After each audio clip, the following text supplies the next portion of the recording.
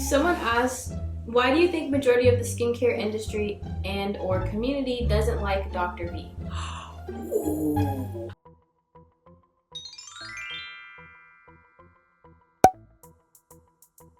My assistant Maya is here for y'all who be in the community like, who's Maya? That's Maya. All right, shoot, what's the first question? What was your first job out of college?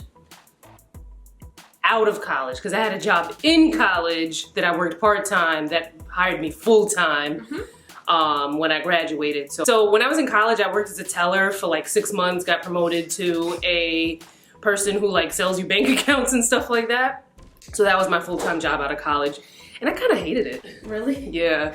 I was good at it, but I got my degree in marketing and I really wanted a marketing job, but entry-level marketing jobs paid less than what I was making part-time at the bank when I was in college, mainly. So how did you get into being an influencer? Many moons ago. Long story short, I graduated from Hofstra University, degree in marketing. As we were walking down to go get our diplomas, I overheard 2 girls saying like, oh, what are you gonna do after school, after graduation? And one girl was like, I'm gonna go to FIT. And I was in my head like, so am I. So FIT, Fashion Institute of Technology, I went and I thought I wanted to be a fashion stylist, but I wound up taking the image consulting certificate program. Girl, if you gotta sneeze or cough, don't be afraid. So I took the image consulting program instead of fashion styling, because the fashion styling course, there was a great teacher, but I kind of got scared off with having to use like my own credit cards to like buy stuff in the beginning, because you don't really have like a name for yourself to like borrow things. And I was like, I'm not putting that on my credit card. I barely have any available credit on my credit cards. You know, back then. I started a blog because I wanted to promote my image consulting business, but then I quickly realized that I could reach more people if I tweaked the way I did my blog. And you know, because I was doing makeup, I was going to people's houses and helping them with their closets. And then I had a lot of bridal clients as well too, so I do makeup and stuff too. That was fun. And that's why I started the blog and how I know so much. And what do you think is the best thing about your job? Talking to people. I freaking love, like, even when I hated like my previous jobs, what I really liked was actually like interacting with people, you know? Nice people though, because you know. And what is the worst thing you think about your job? I think that some days I weep for mankind because, how can I say this? Okay, so being on the internet, you realize that people have different learning curves, right? Which is expected. But I noticed that my influencer friends, no matter what they are, what topic they're talking about, it's like people like common sense ain't so common. That can be a little bit of a downer, because it's like having to repeat the same thing over and over again, like it's in the description box, it's in the caption, please read the caption. And then I have to feel like, I don't want to be like, read the caption. So, you know, I try to soften it sometimes, like, did you read the caption? But you can't read that through text, so that can be a little. Worst skincare tip you've ever been told? That black people don't need sunscreen. And how did you even get into skincare? Okay, so I've always loved skincare. Like, I think I was like 9, 10 years old with a skincare routine. Yeah. That's adorable. I was like, you know, if there was, you know, if we had video well, there were video cameras back then, but like if we were into like the internet and sharing things like that, I probably, but like reading like all the magazines, 17, YM, you know, all those magazines growing up as a kid in the 80s and 90s. But then I really got into it more when I started blogging, because then I would get invited to like these beauty events, and they would be events that were like dermatologists and estheticians were there, and I'd be like, yo, what's the 411, yo? And I would like absorb all the information like like a sponge, basically. Okay, so now we're about to start getting into some juicy questions, and the first question is, what do you hate being asked on YouTube and Instagram? What do I hate being asked? Questions that are in the caption. Questions where the answer is in the caption. I gotta be like, yo, why don't people read captions? The information is there. Or information that like is easily searchable. Just to clarify, here I meant that I get questions like, do you have a video on XYZ skincare topic? When, you know, you can just search and put it in and it'll pull up the video. But also sometimes it's like, people forget that I create content. It's not like I'm here to tell you what's in the content that I created. So it's like, sometimes it's just like, watch the video. It's a lot that goes into the production of the Style and Beauty Doctor show. And I've done so many videos already for me to have to do, you know, additional work. And then Maya job is not to like, you know, I'll tell y'all what Maya do later. But like, you know, it's a lot. So just use the search button. You can put Style and Beauty Doctor, the name of a product, or just look in the description box. Like, I've had people ask me for stuff that they feel like I'm withholding from them that's always been in the description box, so just look at it. And do you ever get nervous that you won't have enough income coming in from creating content? No, only because I've been full-time for a very long time, since 2010, November 2010 actually. I think November 1st, 2010 was like my first like day full-time. Quit my job, I was like, I quit, peace, I can't do this no more. My first year I only made $20,000. It was hard. But no, but after I figured out, like 10 years of doing this, you figure things out. You figure out, you know, sometimes things are net 30s, net 60. I work with a lot of bigger brands, so it's not as easy to be like, give me my money in 15 days, because bigger brands tend to have like bigger, like, you know, people that have to sign the checks and this and the third with accounts payable and other crap. You know what I'm saying? So, okay, so basically I have figured out a really good system of saving my money and, you know, not working from like job to job. It took a little while. It took me maybe about 3, maybe 4 years from the beginning. So this is like 2013, 2014 when I kind of finally had a grasp of it. But to back things up, back in those days, I worked a lot of jobs. So when I first went full-time, I got scared for a second and took a job selling makeup at Estee Lauder. That only lasted about 4 months. But I also was writing for a lot of publications. I wrote for Cosmo for Latinas. I wrote for Essence.com. I wrote for Good Housekeeping. There were a couple others. You didn't tell me that part. That's so cool. Darling, mother has lived. What else? I know I'm forgetting a couple of mag. Allure. Oh my God. How could I forget Allure? I've written a bunch of things for Allure.com. So I had a lot of like writing jobs. I've done a lot of like consulting for brands. I still do consulting for brands when I have the time. The pandemic has made consulting a little bit easier because I can literally just turn my computer on and be like, well, do you want to know what I think? Instead of having to actually get up and get into Manhattan and go and do stuff. It took me a little while to kind of like catch up to like, you know, being used to, okay, I get a job, a campaign or whatever, but I didn't get paid for it right away. So I have maybe like a 30, 60-day window before I get paid. And it's like, but my bills don't got no 30 to 60-day window. So that was a little hard. Now I work very hard, of course, but I don't in general, for the longest, I've not been one who likes to do a lot of sponsored content because I overthink everything and it just kills my brain sometimes to have too many things going on. So I'll charge more for a campaign because I don't do very many campaigns, you know what I'm saying? Also wanted to add that like within the past like few years, I've had a really great situation where I had very little debt, very little bills. I hate bills. And I don't pay an exorbitant amount of money for rent, so I make a lot more money than I need to dish out in expenses. What's your most ridiculous quarantine purchase? I plead the fifth.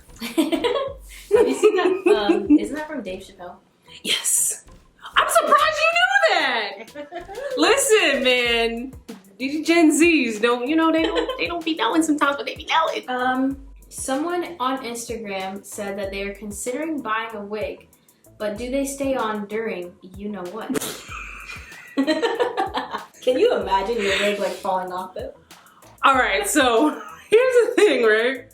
So the last time I was dating, right, I wasn't wearing full wigs. I was still wearing U-part wigs. So like, you know, U-part wig, you clip it in and you have like leave out or whatever.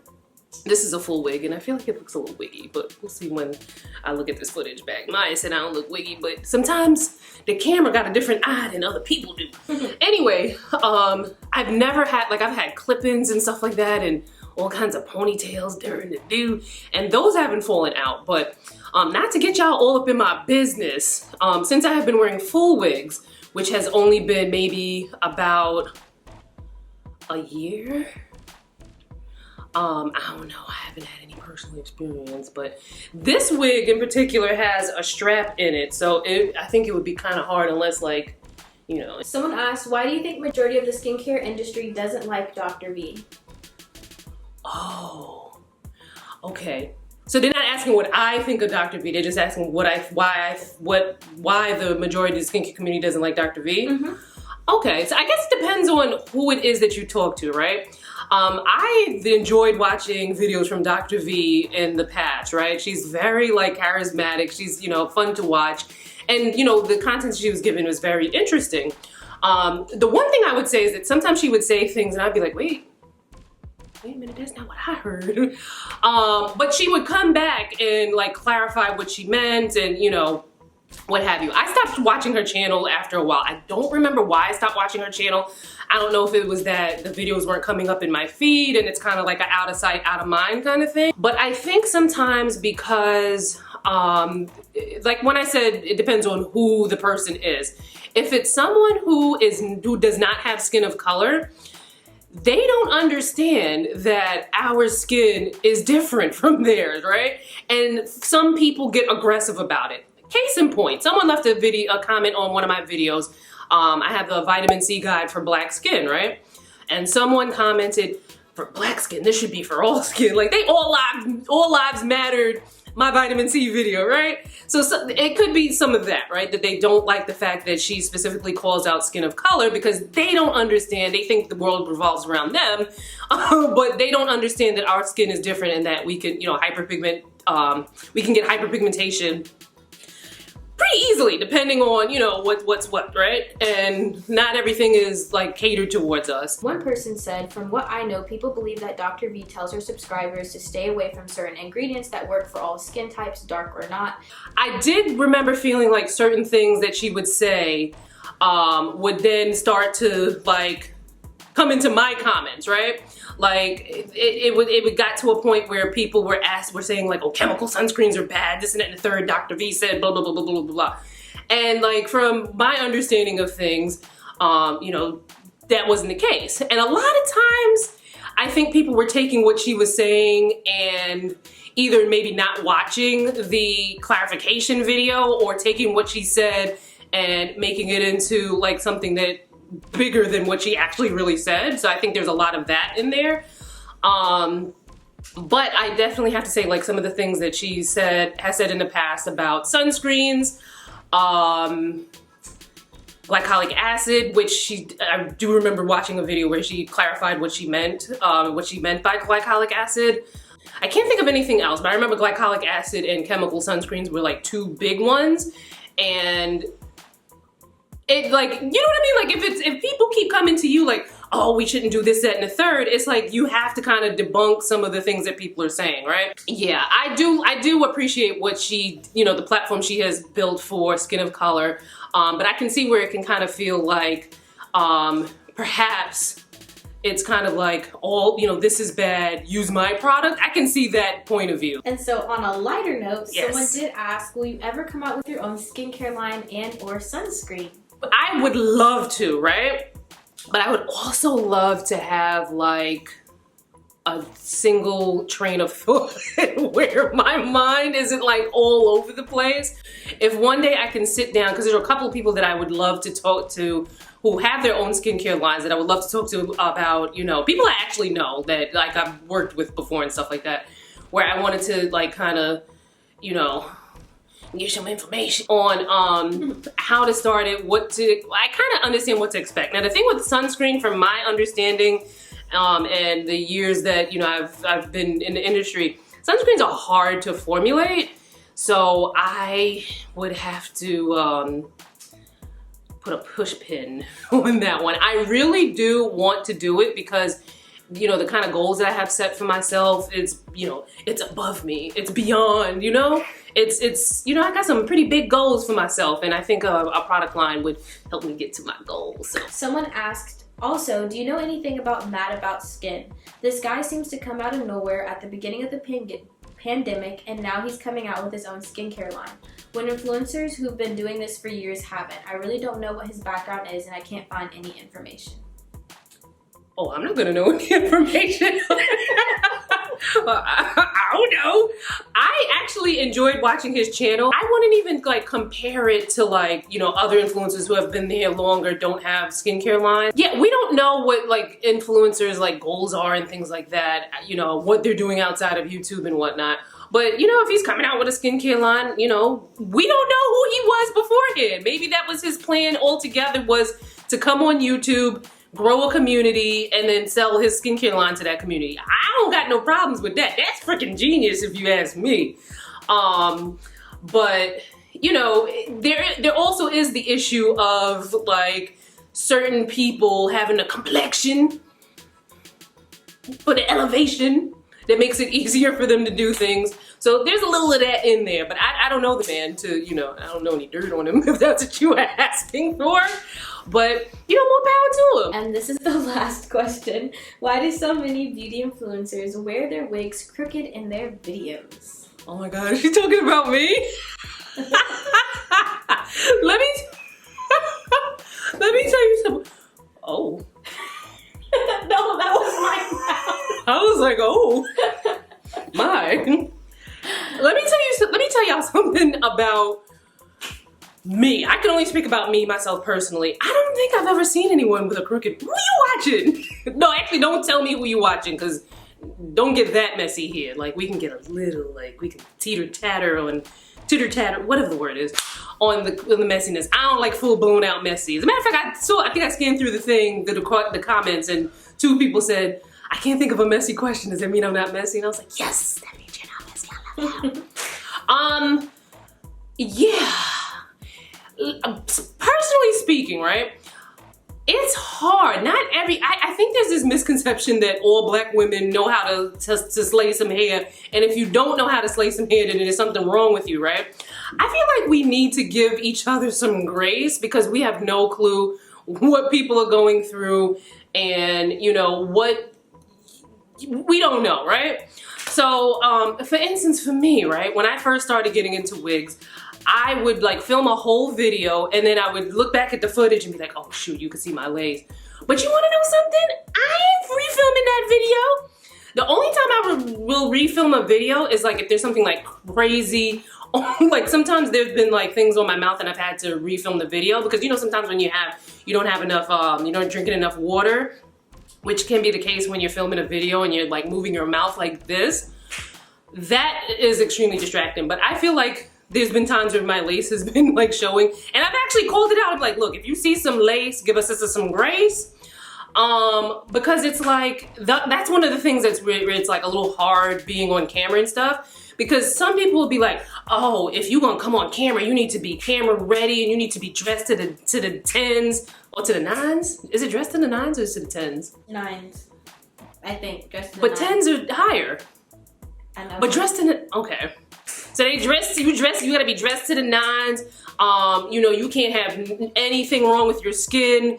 You know, makeup needs to be flawless at all times. You know, your wig needs to be laid, your edges need to be laid, and God forbid you have 4C hair, right?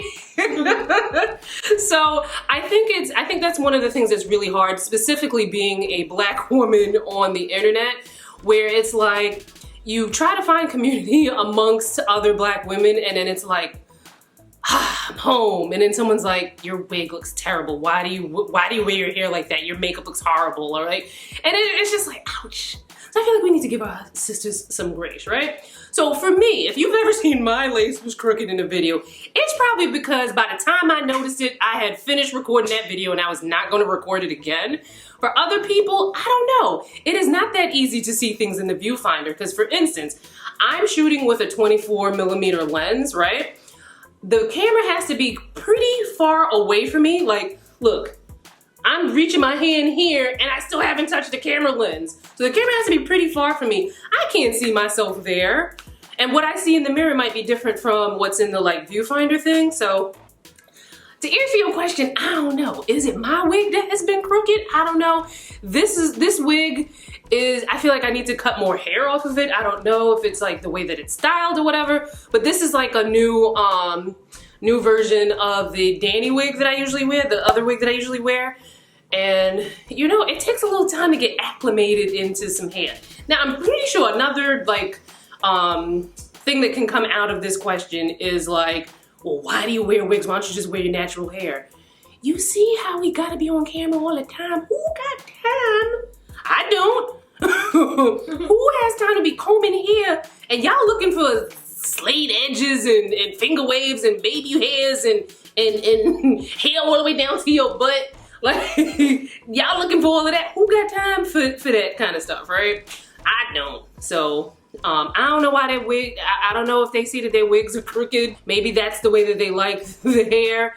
I would like to think that if, you know, they saw it on camera, that either maybe they feel like they can't fix it or that's how it's supposed to, I don't know. But again, if you see some lace, give us some grace, because sometimes it's kind of hard out here, you know what I'm saying? But anyway, guys, that's enough of the messiness for me.